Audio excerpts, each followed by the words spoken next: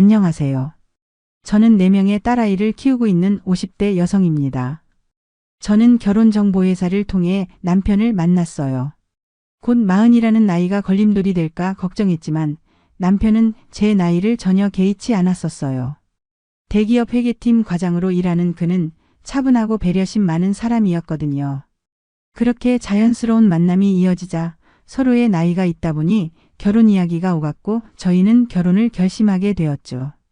그런데 제가 생각했던 결혼과는 다르게 결혼 전부터 시어머니의 모진 행동은 시작됐어요. 첫 상견례 자리에서부터였죠. 볼 것도 없는 노처녀랑 결혼하면 우리 집안대는 이을 수 있겠어? 내가 점쟁이한테 물어보니까 우리 아들이 낳는 아들이 대성할 거래. 그러니까 아들 낳을 자신 없으면 지금이라도 그만두는 게 좋아. 그래도 전 남편이 너무 좋아서 참았어요. 그리고 시어머니가 아들을 정말 간절하게 원하시는구나 생각했죠. 좋은 게 좋은 거다 생각했어요. 하지만 그게 악몽의 시작일 줄은 몰랐어요. 저희는 신혼집을 구하기 위해 혼인신고를 먼저 했는데 신혼집 구할 때부터 시어머니는 당신 집 근처로 오라고 하더라고요. 가까이 살아야지. 그래야 내가 우리 아들이랑 손자를 자주 볼 수 있지 않겠어? 라는 말에 또 그 마음이 이해가 안 되는 것은 아니었어요. 그런데 그렇게 결혼하고 한 달째 생리를 하는 날이면 시어머니가 달려와서 난리를 치셨어요. 또 임신 못했어? 이러니까 내가 늙은이랑 결혼하지 말라고 했지. 이건 시작에 불과했어요. 첫째인 수진이를 임신했을 때부터가 시작이었어요. 시어머니는 매일 아침 7시면 어김없이 우리 집 초인종을 누르셨죠. 시어머니는 임신 초기부터 저를 감시하기 시작했어요. 제가 출근하면 회사까지 몰래 따라와서 감시하고 점심에 뭘 먹는지 체크하셨죠. 이런 거 먹으면 딸 낳는다. 며 도시락을 빼앗아 버리기도 했어요. 심지어 제가 야근할 때면 전화해서 애 못 낳게 되면 내 책임이야. 라며 소리를 지르셨죠. 회사 생활이 도저히 너무 힘들어서 결국 퇴사했더니 이번엔 집으로 매일 찾아오셨어요. 아침부터 저녁까지 제가 먹는 음식을 일일이 검사하고 걷는 자세까지 지적하셨죠. 허리를 꼿꼿이 펴. 구부정하게 다니면 아들 안 들어서. 화장실 가는 것까지 감시하셨어요. 이러다 딸 낳으면 어쩌려고 그래? 똑바로 걸어. 밥도 이렇게 적게 먹으면 어떡해? 아들은 배에 불리 먹여야 한다니까.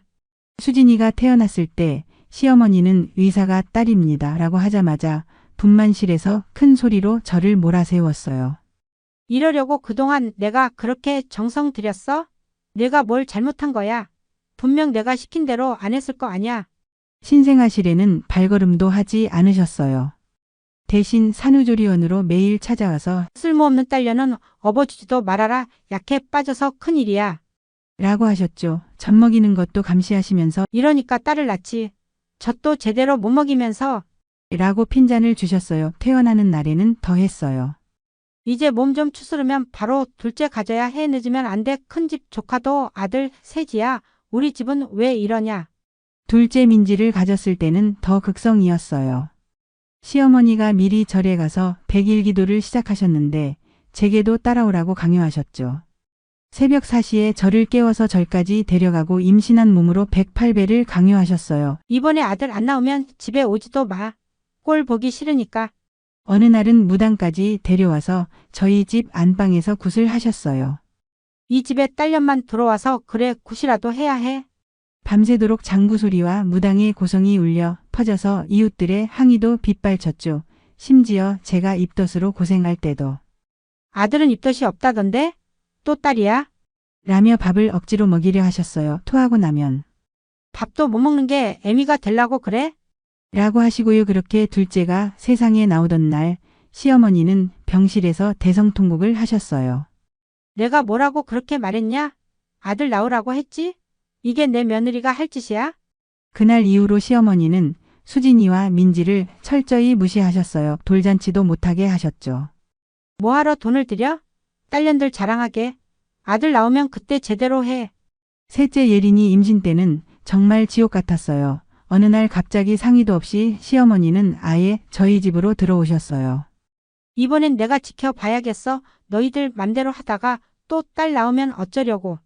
제 일거수일투족을 감시하셨고 남편과의 관계까지 간섭하셨죠. 정말 숨이 턱 막혔어요. 이날 아니면 아들 못 낳아. 내가 받아온 날짜야. 오늘은 안 돼. 내일이야. 심지어 제가 진통으로 끙끙댈 때도 이번에도 딸이면 이 집에서 나가야 해. 라고 협박하셨어요. 하지만 예린이도 딸이었고 시어머니의 분노는 극에 달했습니다. 아이들은 어린 시절부터 할머니의 차별 속에서 자랐어요. 설날이면 사촌 오빠들은 새 한복을 받았지만 우리 딸들은 늘 헌옷을 물려 입어야 했죠.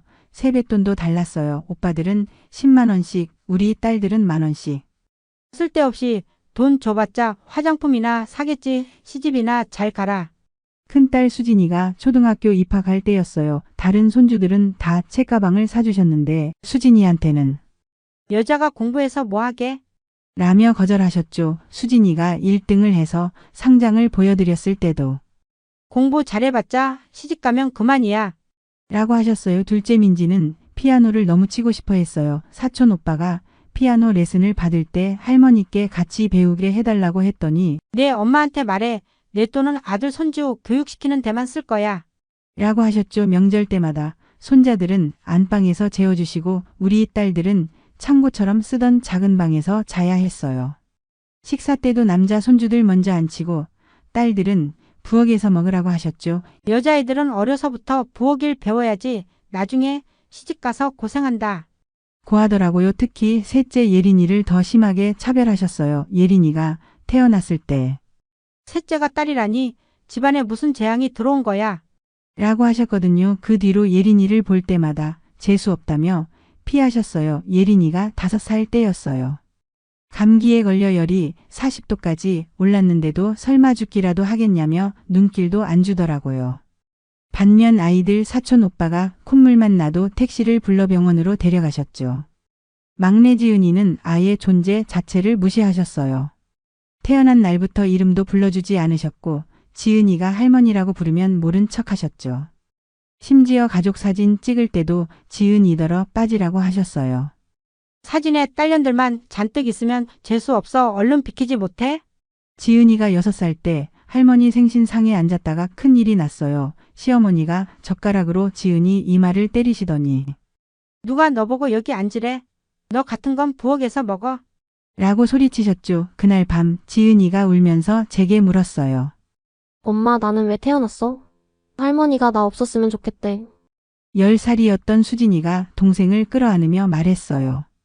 지은아, 우리가 있잖아. 할머니가 미워도 우리끼리는 행복하게 살자. 수진이는 어린 나이에도 동생들을 챙기느라 애썼어요. 학교 다녀와서 동생들 숙제를 봐주고 할머니가 안 사주시는 간식도 자기 용돈으로 사다 주곤 했죠. 그리고 명절 때는 큰 소리가 안 난 적이 없어요. 시어머니는 아들, 손주들 앞에서 우리 딸들을 무시하고 비난하셨거든요. 얘들아, 너희는 절대 저런 딸들처럼 살면 안 돼. 여자들은 다 쓸모없어. 너희가 우리 집안의 희망이야.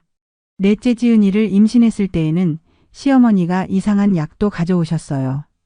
이거 먹으면 무조건 아들 낳는데 하루 3번 먹어. 절대 빼먹지 마. 그 즈음부터 남편의 행동이 이상해졌어요. 늦은 퇴근이 잦아졌고 주말에도 항상 회사 일이 있다며 집을 비웠죠. 휴대폰도 제 앞에서는 절대 보지 않았어요. 제 앞에서 핸드폰을 꺼내지도 않더라고요. 그러던 어느 날 남편이 샤워할 때 휴대폰이 울렸어요. 발신자 이름은 과장님이었는데 문자 내용을 보니 사랑한다, 보고 싶다라는 내용이었어요. 그 순간 온몸에 전율이 흘렀어요. 급하게 통화 내역을 확인해 보니 매일 같은 번호로 장시간 통화한 기록이 있었어요. 더 큰 충격은 그 뒤에 찾은 사진첩에 있었어요. 낯선 여자와 찍은 데이트 사진들, 그리고 초음파 사진이었죠. 우리 아기 3개월이라는 메모와 함께요. 온몸이 떨리더라고요. 그날 밤 남편을 다그쳐 물었어요. 회사 후배야, 나도 처음엔 그럴 생각 없었는데 어머니는 자꾸 아들이 필요하다고 하시고. 더 큰 배신은 시어머니였어요. 알고 보니 시어머니가 먼저 그 여자와의 관계를 부추겼던 거예요. 그래, 내가 그랬다. 너는 딸만 낳잖아. 어느 쪽에서 아들이 나올지 모르니까 둘 다 지켜보는 거야. 저 애는 이름난 무당이 봐줬는데 아들 낳을 상이래. 이게 다 우리 집안대를 이어야 하니까 아들이면 당연히 우리가 키우는 거고. 남편은 시어머니 말씀이라며 변명했지만 알고 보니 그 여자의 아파트 계약금까지 준비해뒀더군요. 승진 축하 보너스라며 제게 말도 안 했던 그 돈이 이런데 쓰일 줄이야. 매일 밤을 울었어요.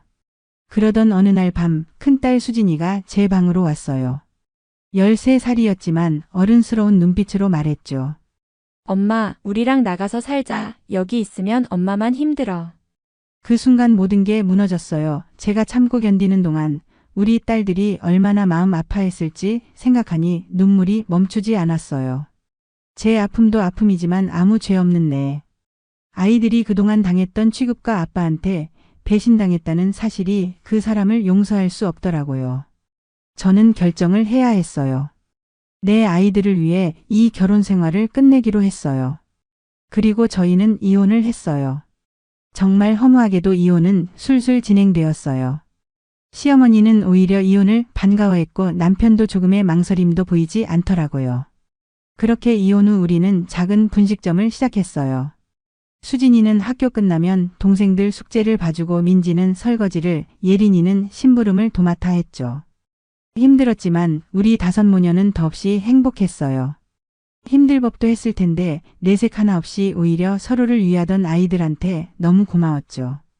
그렇게 점점 저희 분식점은 제법 자리를 잡았어요.